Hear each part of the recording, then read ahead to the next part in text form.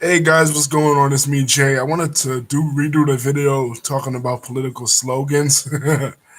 yeah. Um Political slogans are one of the most important parts of a campaign. It helps to convey to potential voters that what it is that you mean when what's your political platform. It helps to sum it up. Even with our other beliefs, like our religious beliefs. For example, in Christianity, they often say the gospel in a nutshell is John 3:16. For God so loved the world that he gave his only begotten Son, for whosoever believeth in him shall not perish, but have everlasting life. That sums up the entire gospel and even the entire Bible. So slogans in politics can help to convey a little concise message, so that when you go looking around for a candidate, you will know exactly what it is you're getting without having to sift through a whole bunch of things. Like I said, they do this um in the church. They do this in McDonald's. Have it your way. They indicate to you you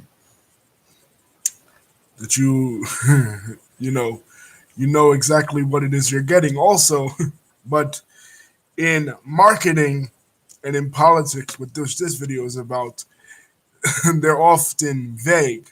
Like, for example, Barack Obama's was hope and change. Well, he never really told us what hope and change really was all about. He just told us, hope and change. He never really specified what that means. Like I said, if you compare it to John 3:16, God is telling you exactly what uh, that means. That God sent his son into the world to die for your sins in order so that your sins will be forgiven. But when the politicians tell us, well, we're going to change things, but they never tell you how. And one of the reasons I think that they do this is so that people could never hold them to specific promises. You know what I mean? Like, he said he was going to change things, but he never actually said how. Trump said he was going to make America great again, but he never actually specified as to how. Make it great how. Some of these that I'm going to be discussing are kind of vague like that, but others of them are pretty specific. Um, the first one is Tippecanoe and Tyler Ii. And this was in 1840, and this was the campaign of um, William Henry Harrison and John Tyler against Martin Van Buren. And this was very specific. This was in a reference to a battle of the War of 1812, the Battle of Tippecanoe, in which William Henry Harrison was successful in winning this battle. So it was telling the people right then and there that William Henry Harrison would be um, a great leader, and he would be able to lead the people successfully. So no BS there, no spin doctorishness. Just right then and there, he would be a great leader. He would be just like he was in the War of 1812, because the War of 1812 was really our first war as a country. Because before that, we had the Revolutionary War, but we weren't a country back in the American Revolution. We were just a collection of 13 colonies, rebels fighting against the British colonial system, and people didn't really think we had a chance. And the British, they didn't really respect us um, as far as a country. They would still try to rob our ships, still try to impress upon our ships, still try to make our sailors pay dues to them, even though we were an independent country. They even invaded our Capitol and burned down our White House and chased our president, James Madison, out of Washington D.C. for a while. So when we won that, even though we didn't achieve the objective of capturing Canada from the British and making it a part of the United States, it caused the two parties at the time, the Federalist Party and the Democratic Republican Party, to come together for a brief time until 1820, the election of 1820, in which the modern day Democratic Party was founded and the Whig Party came to power. William Henry Harrison, rather, was part of the Whig Party, and so was John Tyler. So, but still, he was recalling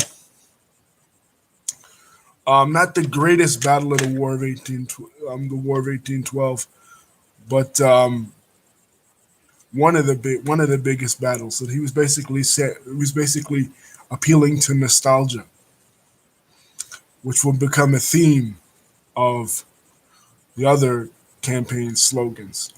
Unfortunately, William Henry Harrison died a couple of days in office of pneumonia. He didn't wear a winter coat when he did his inauguration, and he caught pneumonia, and he passed away.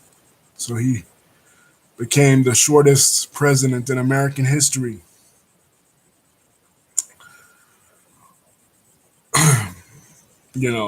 So John Tyler took over for him, and it was also a changing of the guard because Martin Van Buren was viewed as the protege of Andrew Jackson. So Andrew Jackson served 2 terms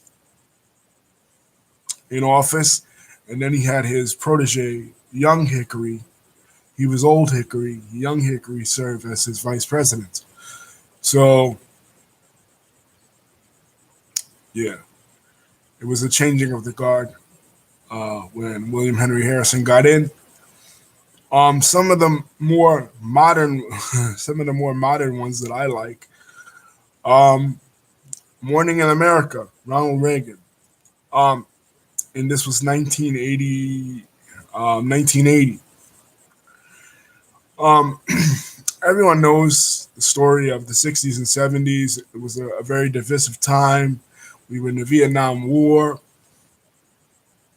a war that many Americans felt that we didn't really need to be in because of, Vietnamese people didn't really do anything to us. It was a part of the greater part of containment, which was President Kennedy's policy. President Kennedy believed that the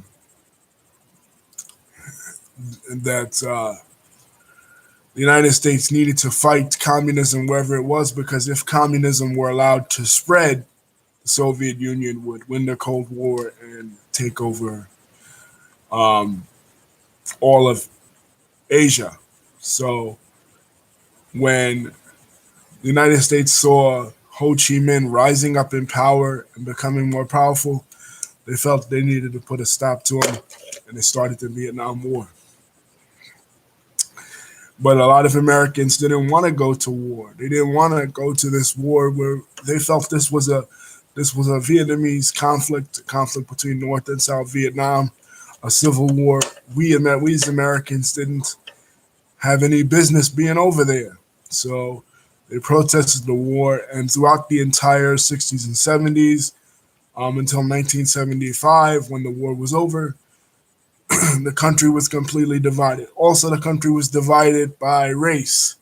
You had a lot of racial upheavals. You had a lot of assassinations, the assassination of JFK, the assassination of RFK, his brother, the assassination of Martin Luther King Jr., the assassination of Malcolm X, a lot of political assassinations, a lot of riots in the streets, especially in 1968.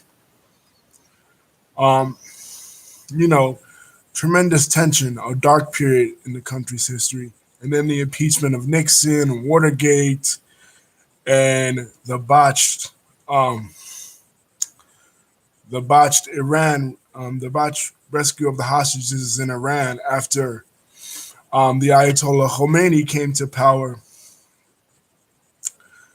during the Islamic Revolution and stormed the U.S. Embassy and held um, Americans hostage for a number of days. So all this stuff, the oil crisis, and because of the conflict with Iran, oil prices went up.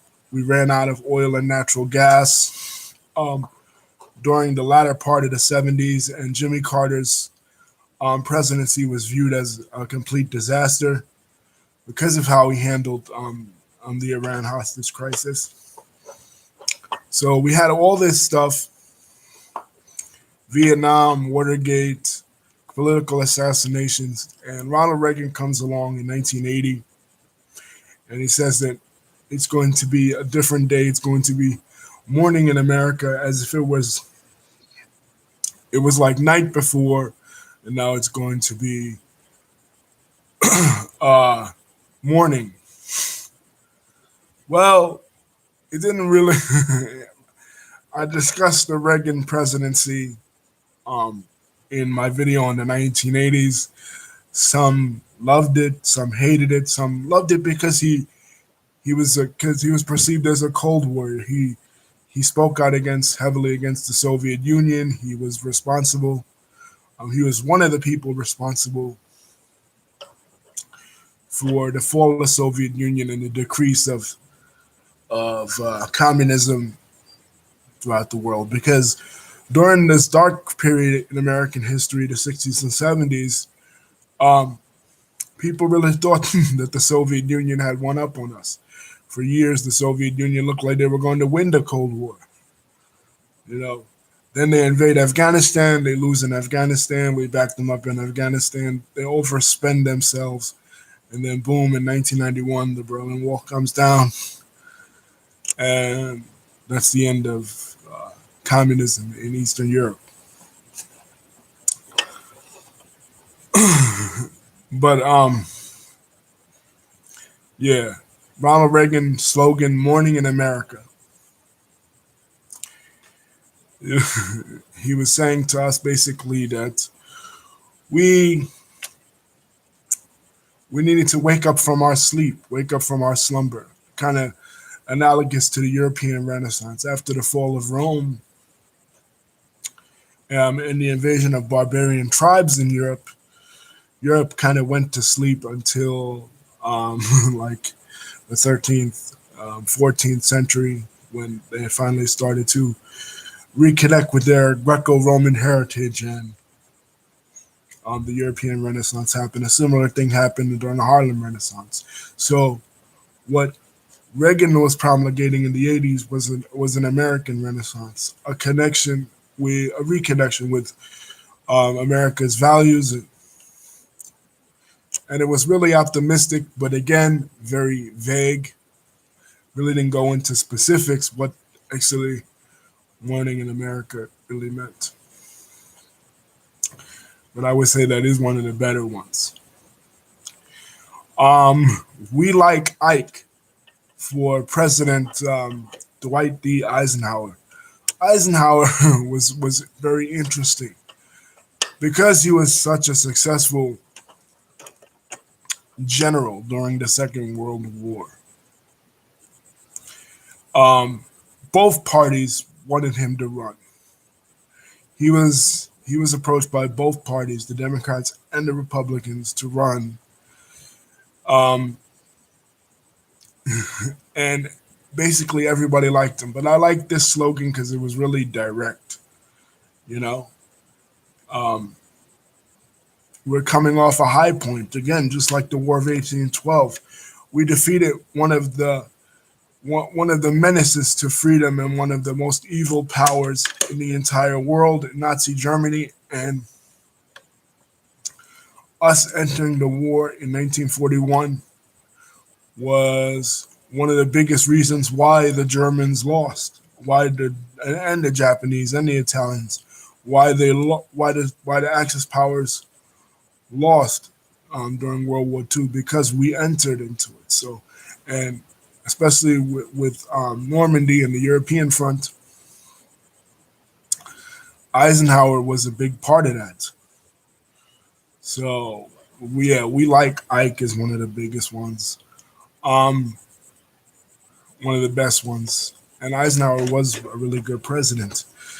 He was a moderate.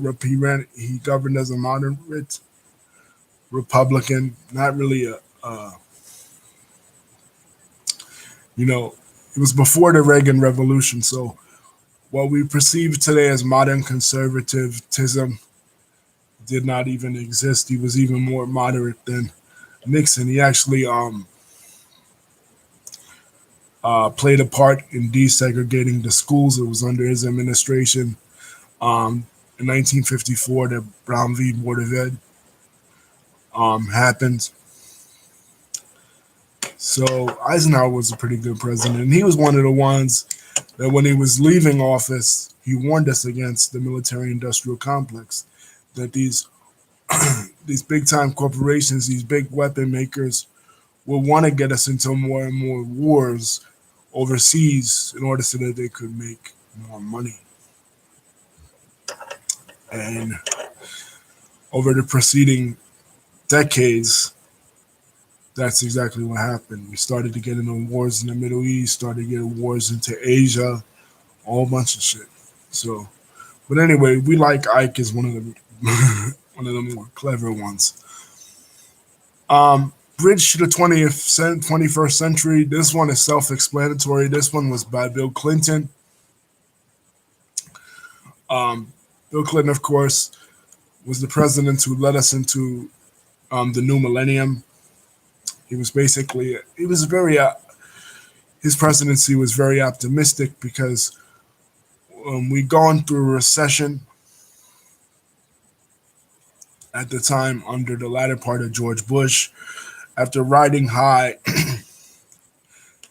in the success of the Persian Gulf War, the first Persian Gulf War, which stopped Saddam Hussein from invading Kuwait. We were successful in the Middle East, preventing tyranny in the Middle East, the kind of tyranny that existed in the 40s in Germany. We were successful in preventing that from happening a second time.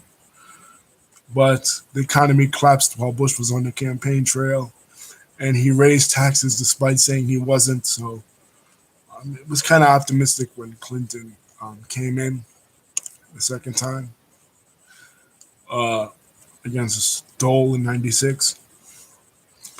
So this one was pretty straightforward. Um, Make America Great Again. Again, this is where we get into the territory of, well, what exactly do you mean by making America great again? You know what I mean? Like, making it great how? I think Trump was trying to say that he wanted to make America great by bringing some of the jobs back that had been outsourced as a result of the Trans Pacific Partnership or NAFTA, and by rebuilding our infrastructure and restoring America's confidence, restoring America's image in the world. People felt that America's image had been damaged by the presidency of George W. Bush. You know, lying to the world, telling them that Saddam Hussein had weapons of mass destruction when he didn't. You know, failing to get Bin Laden for a number of years, failing to get Saddam Hussein. So I just felt like Trump was saying that we needed to restore the confidence of America. America needed to be proud again, manly again, confident again. But some people, some people took this to mean that he wanted America to be white again. You know, and they took it to be a direct slight against Barack Obama, who was the nation's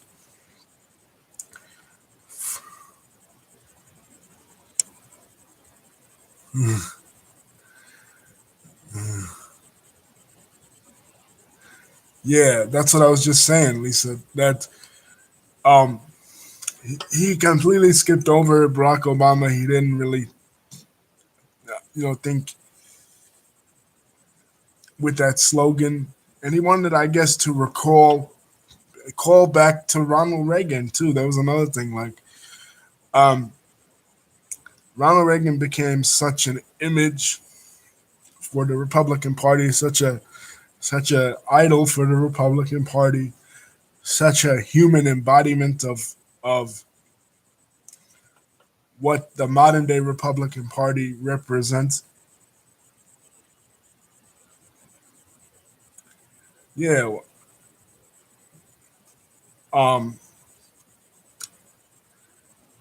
you know, people say that the Republican Party is the party of Lincoln. Not really, because um, the Republican Party of 2021 doesn't resemble Lincoln's politics. President Lincoln was on the left outside of the political spectrum, and today, if he were alive today, he would be a Democrat. So, um, the modern day Republican Party is the party of Ronald Reagan. So, I think when he wanted to make America great again, he wanted to make it the way it was in the '80s. you know, you know what I mean? A Reagan-esque presidency, just like Reagan was calling back to Eisenhower. America first became a world power on the world stage, like I said, after World War II, after we successfully defeated the Nazis. Um, the other world powers, there was us, the Soviet Union, France, and Britain. France and Britain were severely weakened by the Nazi occupations of them, especially France. England wasn't occupied because the United States stepped in, but they were severely weakened. Their resources were overstretched. It led to their empires going into severe decline. So, really, in the war of attrition that was World War II, there was only two countries left standing. There was us and the Soviet Union. And for a while there, we were on the ropes. And, ultimately we won. And we won with Ronald Reagan at the helm. Ronald Reagan and George W. Bush Sr. George H.W. Bush. So Republicans during the time of Trump, they really wanted to get back to that strongman image of Reagan. But Lisa's absolutely right that to the rest of the world, other world leaders really liked Obama because a lot of other countries, especially the European countries, they're further to the left politically than we are. You know what I mean? Like, our Democrats would be considered like Republicans over there in some of the European countries, especially like the Scandinavian countries like Norway, Sweden, Denmark. They're more socially liberal than us. Ours is kind of middle of the road. We're not as conservative as, say, of course, not like the Middle Eastern countries that are really conservative, but we also are not as liberal as the European countries. So we're kind of like middle of the road, but more we lean towards more conservative. The European countries are way more to the left of us. You know what I mean? So a lot of the world leaders, in the European countries especially, they did like Barack Obama. So our image was restored in there. But I think what Trump was talking about was us being a superpower. That superpowerness was lost in the 2000s. China China really made a comeback. China liberalized their economy and they became an economic superpower and an economic powerhouse. And Barack Obama really wasn't interested in making America a superpower. He was really wanting to make America a country that worked alongside other people. You know what I mean? Like in his estimation, and he says this in his book, he feels like the era of American superpowerness, you know, is over. You know what I mean? Every civilization has its ebbs and flows. At one time, Egypt was a superpower. Then Greece was then Babylon was a superpower. Then Greece was a superpower. Then Rome was it. And then the Muslim countries, and then um, the Spanish, and then the French, and then the English, and then the Dutch. So um, our time is really waning. You know, China is on the rise, and that doesn't mean we won't be a major player on the world stage. It just means that we just won't be number one anymore.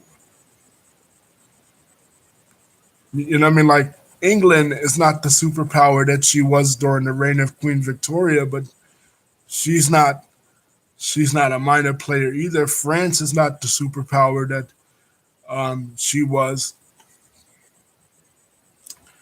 during Napoleon's reign, or King Louis XIV. You know what I mean? But he's still France is still a major player. Um, I think that's what Trump was talking about. Like when he said "Make America Great Again," like make her a great power again. But that to me, that was impossible. Like you can't. I have a saying. I say you cannot put the toothpaste back in the tube. In other words, once time has passed, it's past. You know what I mean? Um, the ebb and flows of every civilization, and America's time was coming that um, we just have to not accept an inferior position. We're still going to be a major player out there, so, especially militarily. But that was just Obama's philosophy versus Trump's. Like Obama really wanted to scale back military interventionism.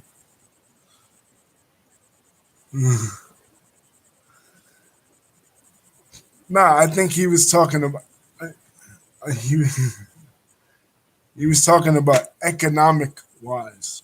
Lisa, he wasn't not militarily. Militarily, we're still number one. America is number one in two categories, basically: entertainment and and the military. What he was talking about was, hold on, what? What? What? I don't know. I just